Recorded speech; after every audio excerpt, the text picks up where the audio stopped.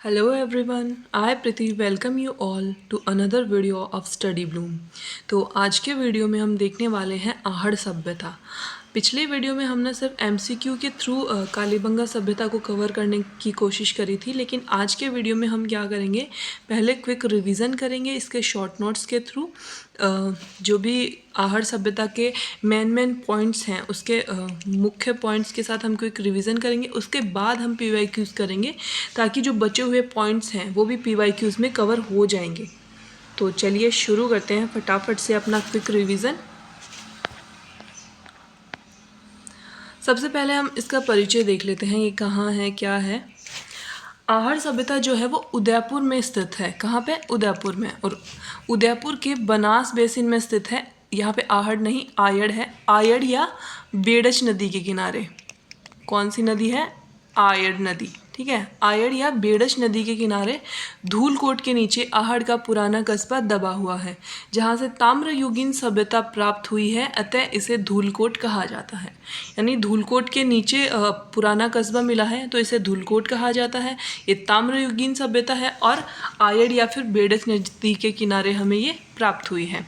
इसके अलावा प्राचीन शिलालेखों में आहड़ का पुराना नाम हमें ताम्रवती भी मिलता है, क्योंकि यहाँ पे तांबे के जो है प्रमुख कार्य किए जाते थे, तांबे के औजार बनाए जाते थे। तांबे को गलाने की हमें भट्टी यहाँ से प्राप्त हुई है, जो कि हम आगे देखने वाले हैं। 10वीं से 11वीं शताब्दी में इसे आघाटपुर अथवा आघाट दुर्ग के नाम से जाना जाता है। यानी कि आहड़ या बनास संस्कृति जो है, इसके अन्य नाम क्या हो सकते हैं? आघाटपुर और आघाट दुर्ग, यानी इसके उपनाम या फिर अन्य नाम के रूप में इसको पूछा जा सकता है। एच.डी. सांकलिया ने बनास घाटी नदी सभ्यता या फिर बनास संस्कृति इसे कहा है, क्योंकि ये बनास बेसिन में स्थित है, इसलिए एच.डी. सांकलिया ने इसे बनास नदी घाटी सभ्यता या फिर बनास संस्कृति की संज्ञा दी है। अब एक और देखते हैं हम इसके बारे में डिटेल्स। आहड़ सभ्यता के अंदर जो है तांबे के उपकरण हमें प्राप्त हुए हैं। बर्तन मिले हैं लाल काले मृद भांड, ये सबसे इम्पॉर्टेंट है, बहुत एग्जाम्स में पूछा गया है। लाल काले मृद भांड कहाँ से प्राप्त हुए हैं? तो वो हमें आहड़ सभ्यता से प्राप्त हुए हैं।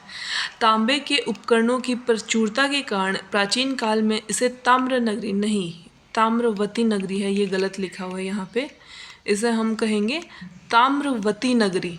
ताम्र नगरी जो है वो गणेश्वर को कहा जाता है, लेकिन आहड़ को क्या कहा जाता है? ताम्रवती नगरी। ठीक है। आहड़ के लोग अपने मृतकों को गहनों व आभूषणों के साथ दफनाते थे, जो इनके मृत्यु के बाद भी जीवन की अवधारणा का समर्थक होने का प्रमाण है। यानी कि ये जो देखो इनको दफनाया गया, इसके साथ देखो गहने और आभूषण ये सब दफनाए गए हैं, क्योंकि ये मानते थे कि पुनर्जन्म होता है। पुनर्जन्म में विश्वास की इनकी अवधारणा को इस चीज़ में दर्शाया गया है, जहाँ पे ये मृतकों के साथ गहने आभूषण ये सब दफन करते थे। इसकी ओर देखते हैं हम, इसकी खोज उत्खनन वगैरह किसने किया, ये सब देखते हैं। आहड़ स्थल की खोज सर्वप्रथम 1953 में अक्षय कीर्ति व्यास ने तथा रत्नचंद्र अग्रवाल ने 1954 में की है। इसके अंदर हमें 3 प्रमुख नाम देखने को मिलेंगे, एक होगा अक्षय कीर्ति व्यास, एक होगा रत्नचंद्र अग्रवाल और एक होगा एच.डी. सांकलिया। ठीक है, तो तीनों नाम हमें खोज में भी खोज के अंदर तो हमें 2 नाम मिलते हैं, अक्षय कीर्ति व्यास और रतनचंद्र अग्रवाल। ठीक है, लेकिन और उत्खनन के अंदर हमें इन तीनों का नाम मिलता है, तो हमें इनकी डेट्स याद रखनी पड़ेंगी, हमें डेट्स याद रखनी पड़ेंगी। ठीक है, डेट्स क्या है? अक्षय कीर्ति व्यास जो है वो 1953 के अंदर है, रत्नचंद्र अग्रवाल जो है 1954 के अंदर है, और एच.डी. सांकलिया जो है वो 1961 से 1962 तक आते हैं। ठीक है, तो हमने देखा 1961 से 62 में हंसमुख धीरजलाल सांकलिया के नेतृत्व में इस स्थल का उत्खनन करवाया गया। ठीक है, आहड़ का संपूर्ण कालक्रम 2 कालखंडों में बांटा जा सकता है। ताम्रयुगीन फर्स्ट कालखंड हो जाएगा और सेकंड है लोह युगीन, क्योंकि आहड़ सभ्यता के अंदर 2 स्तरों में खुदाई करी गई है। उसके अंदर जो एक के अंदर हमें ताम्र युगीन संस्कृति के अवशेष बहुत ज़्यादा मिले हैं और दूसरी में हमें लोह युगीन संस्कृति के भी अवशेष मिले हैं, यानी ये लोग लोहे से भी परिचित थे। चलते हैं नेक्स्ट स्लाइड पे। और इसके प्रमुख तथ्य क्या क्या हैं हम देख लेते हैं।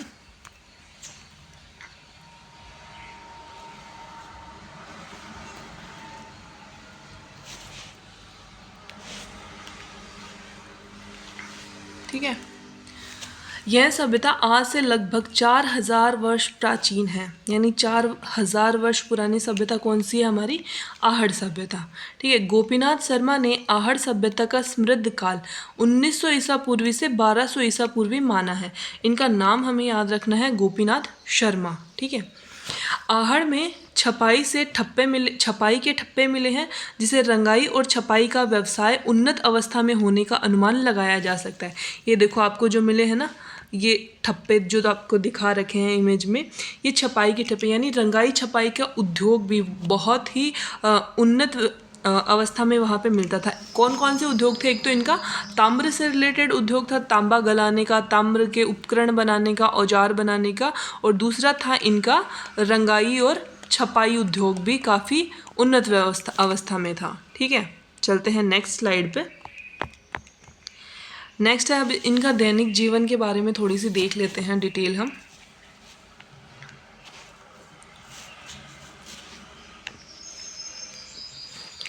आहड़ सभ्यता के लोग गेहूं, ज्वार, जौ, बाजरा और चावल खाद्यान्नों खाद्यान्नों के रूप में प्रयोग करते थे। तो कौन कौन सी फसल हैं, इनके नाम ज़रूर याद रखने हैं। गेहूं, ज्वार, जौ, बाजरा और चावल। ठीक है, ये देखो फसलें आपको दिखाई गई है इमेज में। आहड़ के मकानों से एक से अधिक चूल्हे मिले हैं। यहाँ रसोई में 2-3 मुंह वाले चूल्हे और बलुए पत्थर के सिलबट्टे प्राप्त हुए हैं। यहाँ घरों में एक साथ 6 चूल्हे भी प्राप्त हुए हैं। ये देखो एक साथ, इसमें तो 5 ही दिखाई हुए हैं, लेकिन एक साथ 6 चूल्हे भी प्राप्त हुए हैं। 2 से अधिक मुंह वाले, 2 मुंह वाले या फिर 3 मुंह वाले चूल्हे भी यहाँ पे प्राप्त हुए हैं, जो यहाँ पे सामूहिक परिवार व्यवस्था को दर्शाता है, यानी जॉइंट फैमिली के अवशेष यहाँ पे मिले हैं। आहड़वासी तांबे के साथ साथ लोहे के उपकरणों का भी प्रयोग करते थे।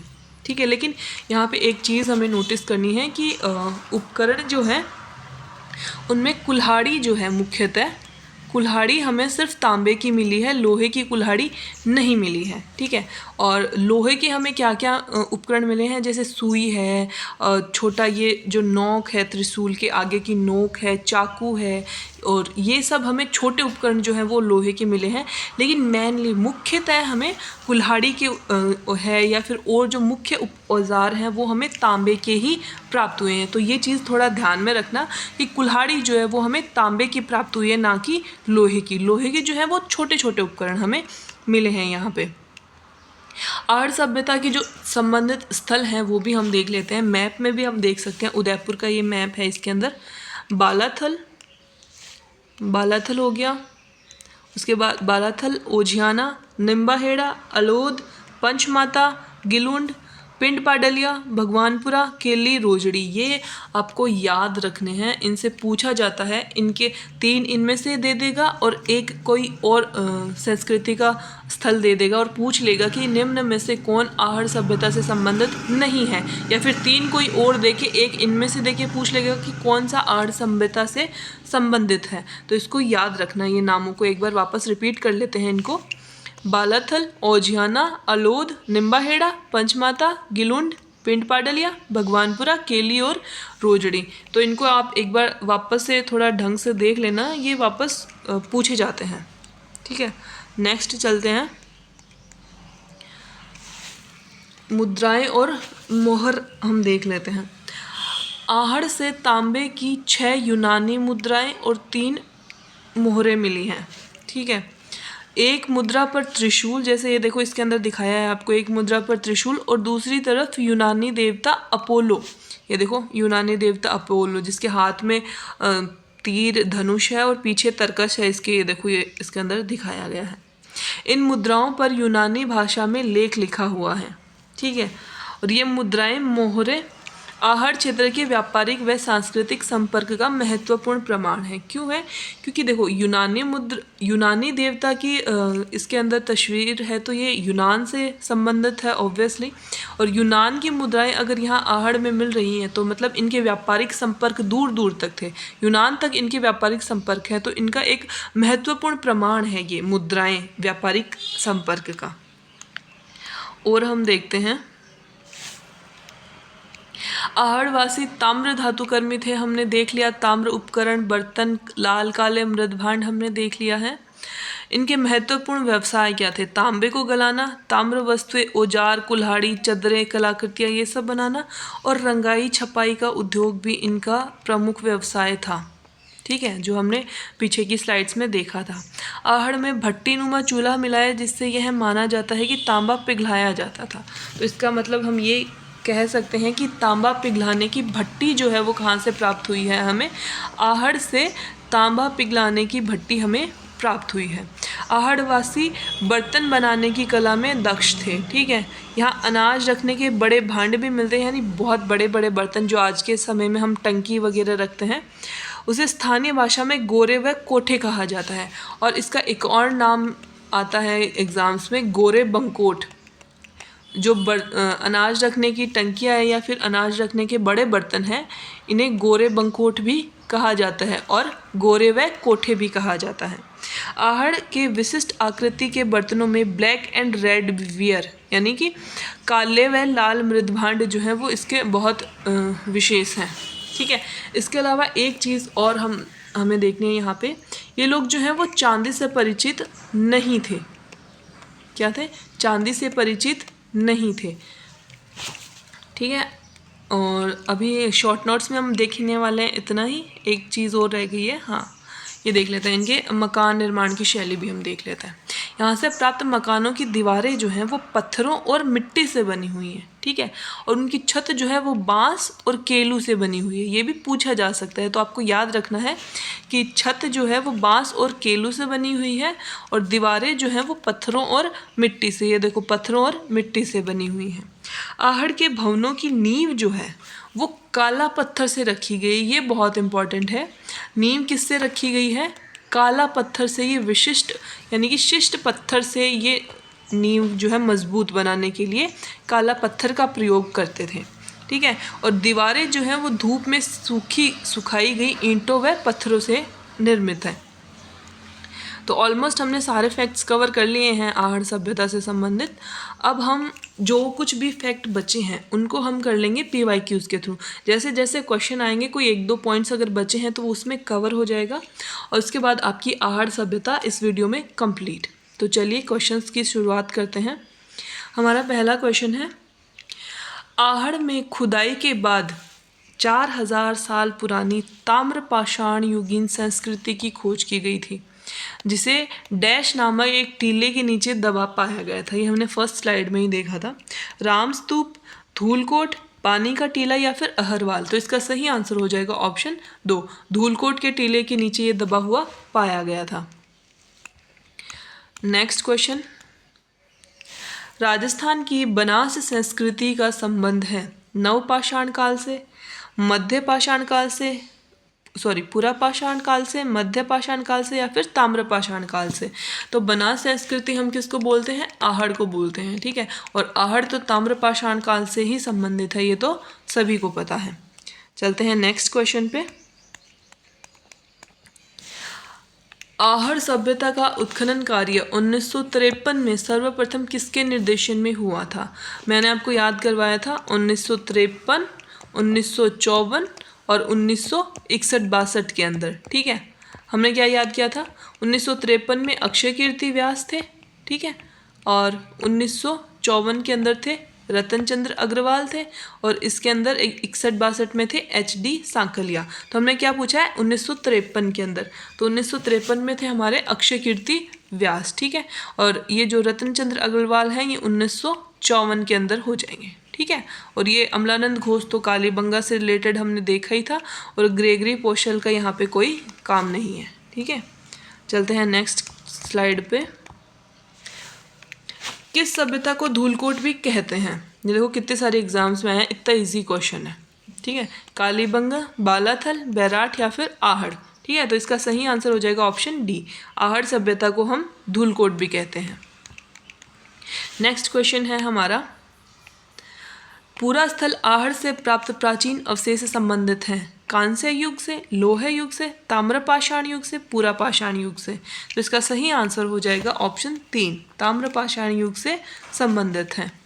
अगला क्वेश्चन देखते हैं,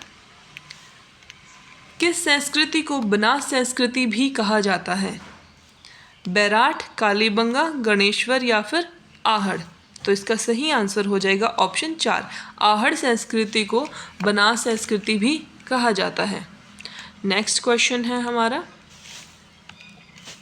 किस संस्कृति से जुड़े स्थल प्रमुख रूप से बनास तथा उसकी सहायक नदियों की घाटियों में प्राप्त हुए हैं? गणेश्वर संस्कृति, लोह युगीन संस्कृति, आहड़ संस्कृति या फिर हड़प्पा संस्कृति। तो इसका सही आंसर हो जाएगा ऑप्शन 3, आहड़ संस्कृति जो है वो आयड़ या बेड़च नदी के किनारे स्थित है। और कौन से बेसिन में? बनास बेसिन में। बनास बेसिन का मतलब है कि बनास और उसकी सहायक नदियों के क्षेत्र में ये स्थित है। ठीक है, नेक्स्ट क्वेश्चन पे हम चलते हैं, दक्षिण पूर्वी राजस्थान में निम्नलिखित में से किस प्राचीन संस्कृति का विकास हुआ है?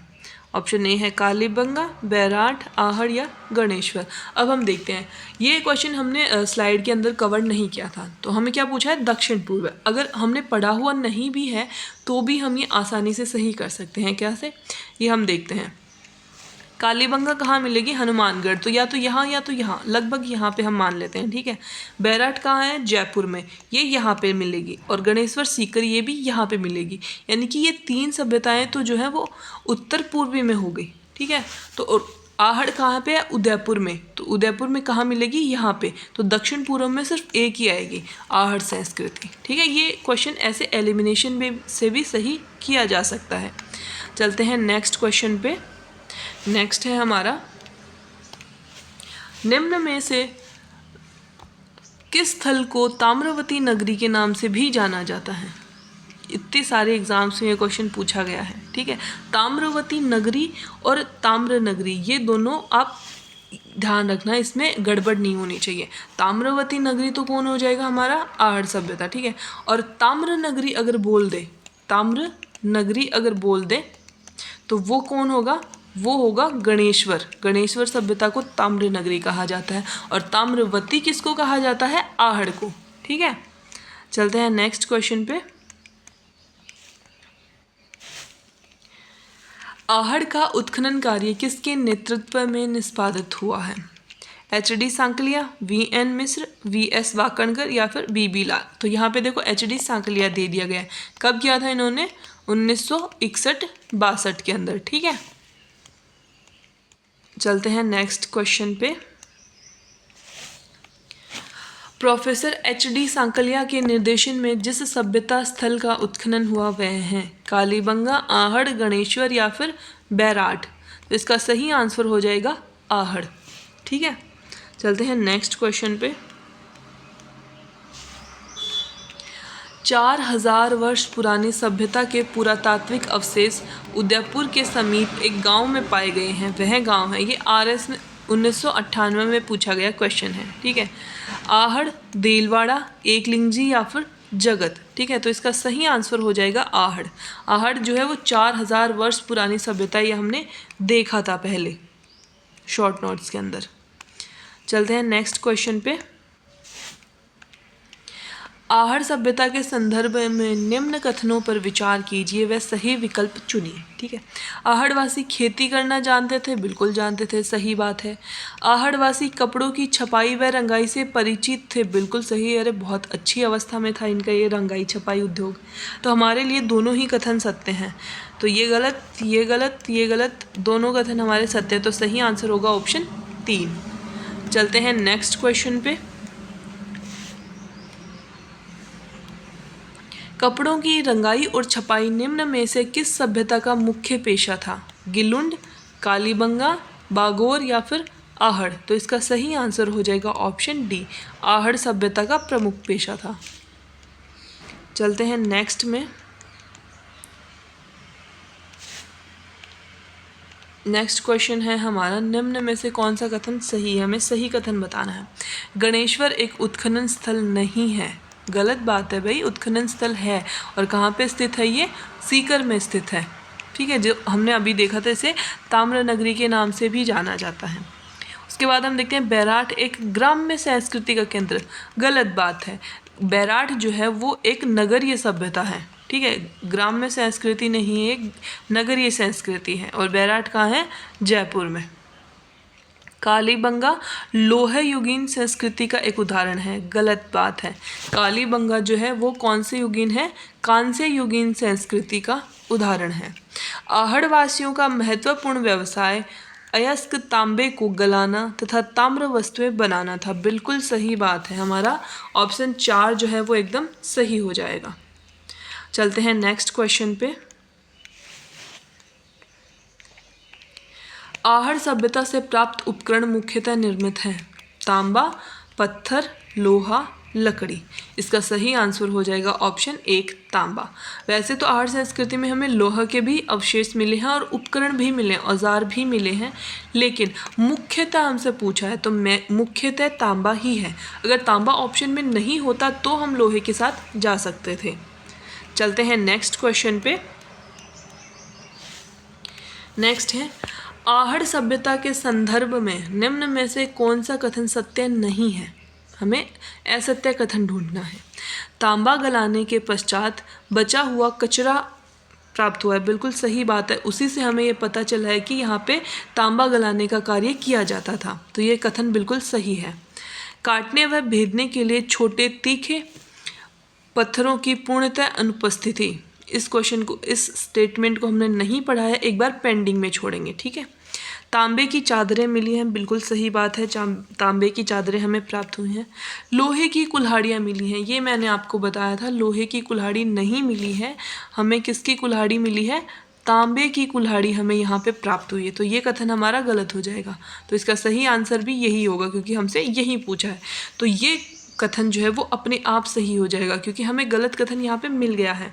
तो इस तरीके से एलिमिनेशन मेथड का भी हम प्रयोग कर सकते हैं। अगर सारे पॉइंट्स हमारे नहीं पढ़े हुए हैं, फिर भी थोड़ा सा पेशेंस के साथ अगर क्वेश्चन को करें तो क्वेश्चन अटेम्प्ट किया जा सकता है। नेक्स्ट क्वेश्चन पे चलते हैं। नेक्स्ट है हमारा, राजस्थान के आहड़ पुरातात्विक स्थलों के विषय में निम्न में से कौन सा कथन असत्य है? फिर से हमें असत्य कथन ढूंढना है। ठीक है, यहाँ पे चावल, जंगली जानवर और मवेशियों के साक्ष्य प्राप्त हुए हैं।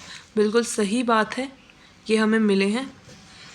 और अगर आप इसमें थोड़ा सा अगर कंफ्यूज होते हैं, क्योंकि हमने चावल तो पढ़ा है, जंगली जानवर और मवेशियों के हमने पढ़े नहीं है, जबकि होता है ये शॉर्ट नोट्स में मैंने लिखा नहीं है, लेकिन अगर आप इसको पेंडिंग भी एक बार छोड़ सकते हैं।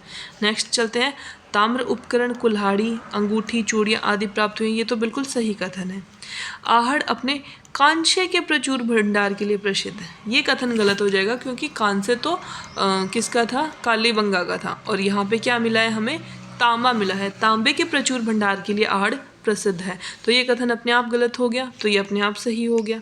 ठीक है। आहड़ सभ्यता बनास व उसकी सहायक नदियों पर स्थित है, ये भी बिल्कुल सही है। ठीक है, तो इसका सही आंसर क्या हो जाएगा? ऑप्शन 3। हमने यहाँ पे फिर से एलिमिनेशन मेथड का प्रयोग किया है, जो आप एग्ज़ाम में लगा के बहुत सारे क्वेश्चंस, जैसे आपके 2-4 क्वेश्चंस तो ऐसे हैं जो आप ज़रूर एलिमिनेशन से कर सकते हैं, नहीं आ रहे हैं तो भी।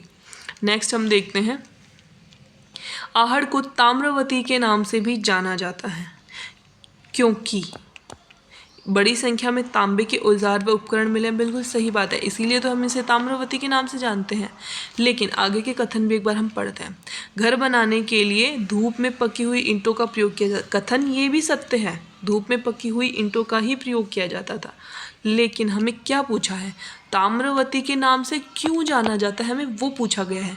क्यों जाना जाता है? तांबे के औजार और उपकरणों के कारण जाना जाता है। तो इसका सही आंसर हो जाएगा कथन 1। ठीक है, चलते हैं नेक्स्ट क्वेश्चन पे।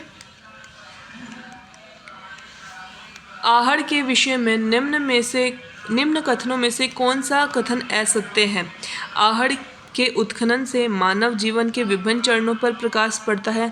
सीधी सी बात है, हमें वहाँ की व्यवस्था के बारे में, वहाँ के सामाजिक जीवन के बारे में पता चला है, तो मानव जीवन के बारे में पता चला है।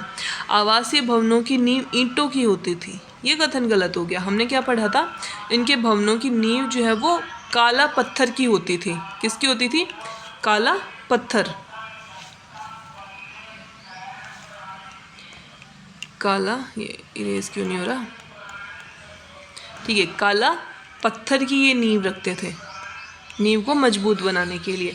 तो ये कथन गलत है। आगे के देख लेते हैं। मिट्टी व कच्ची ईंटों के निर्मित भवन अब उपलब्ध नहीं है। बिल्कुल सही बात है, अब तो ये नष्ट हो चुके हैं, तो अब कहाँ से उपलब्ध होंगे।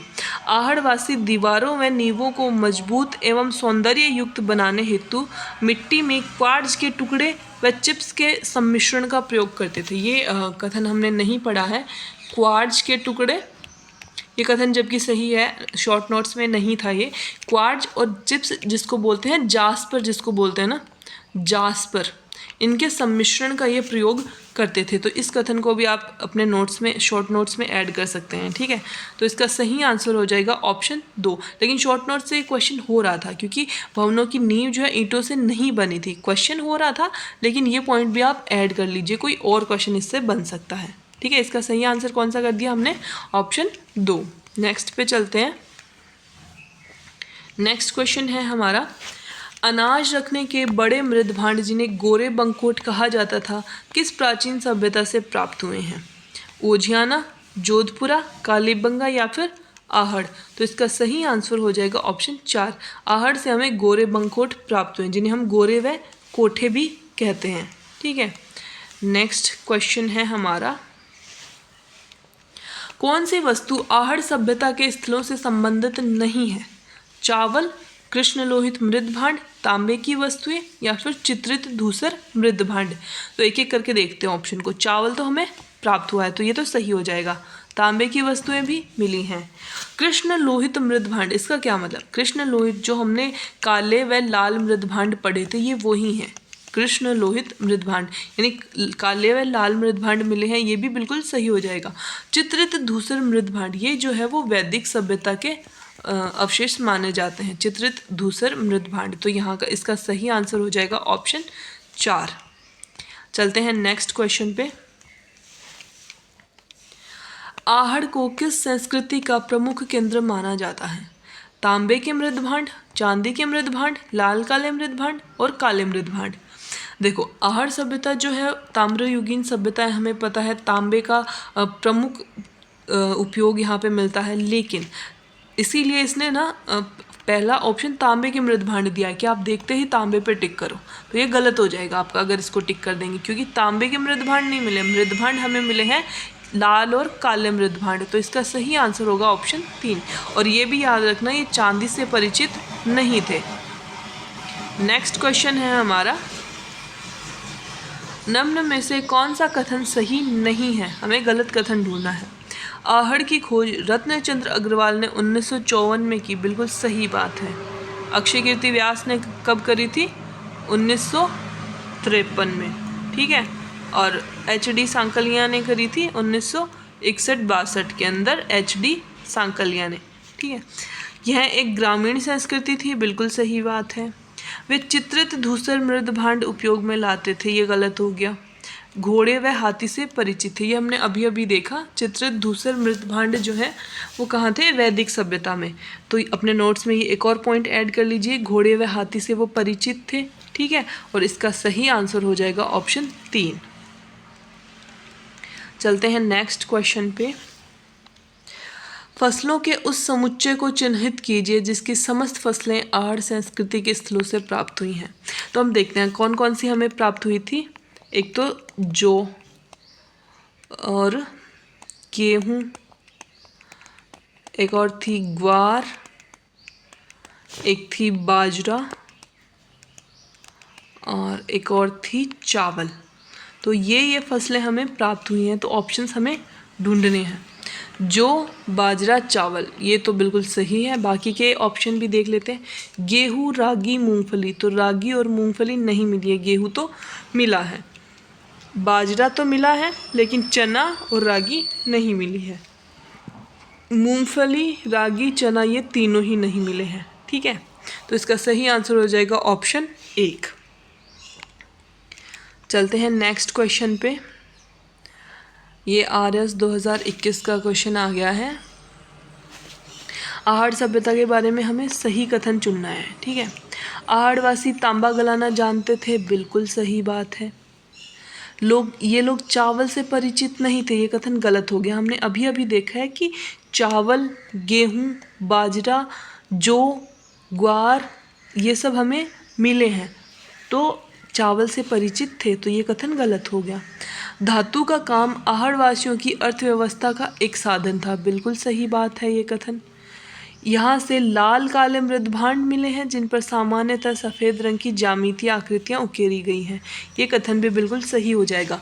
तो हमारा पहला सही है, तीसरा सही है और चौथा दूसरा गलत है। तो 1, 3, 4 सही कथन हमें बताने, 1, 3, 4 पहला ही ऑप्शन हमारा बिल्कुल सही हो जाएगा। चलते हैं नेक्स्ट क्वेश्चन पे। नेक्स्ट क्वेश्चन है हमारा, 2 मुँह का चूल्हा बहुत प्रकार के बर्तनों के साथ सिलबट्टा व पेन निम्नलिखित में से किस स्थान से खुदाई से मिले हैं?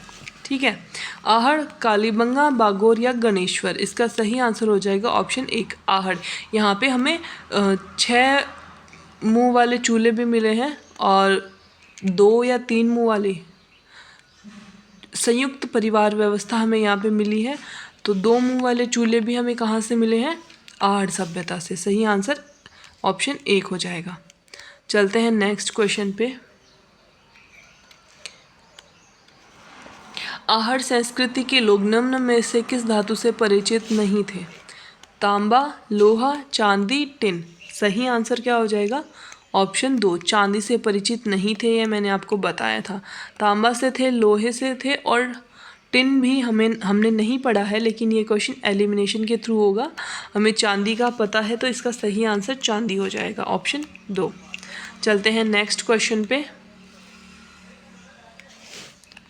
निम्न में से कौन सा पुरातात्विक स्थल आहड़ संस्कृति से संबंधित नहीं है?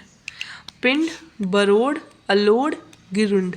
ये हमने पढ़े थे, संबंधित स्थल हमने पढ़े थे। तो पिंड पाडलिया भी संबंधित है, गिलुंड भी संबंधित है, अलोड़ भी है, लेकिन बरोड़ जो है वो आहड़ सभ्यता से संबंधित नहीं है। चलते हैं नेक्स्ट क्वेश्चन पे। एक और क्वेश्चन ऐसा ही है हमारे पास कि आहड़ संस्कृति से संबंधित पूरा स्थल नहीं है। बालाथल, गिलुंड, बागोर और ओझियाना। तो इसका सही आंसर हो जाएगा ऑप्शन 3 बागोर जो है वो आहड़ सभ्यता से संबंधित नहीं है। बाकी तीनों बालाथल, गिलुंड और ओझियाना आहड़ से संबंधित हैं। नेक्स्ट क्वेश्चन पे चलते हैं। क्वेश्चन हमारे ख़त्म हो गए हैं, तो आज के वीडियो में हम देखने वाले हैं इतना ही। तब तक के लिए नेक्स्ट वीडियो आएगा, अगेन किसी संस्कृति पे आएगा या फिर और कोई टॉपिक हम देख लेंगे। तो आज के वीडियो में इतना ही। Thanks for watching.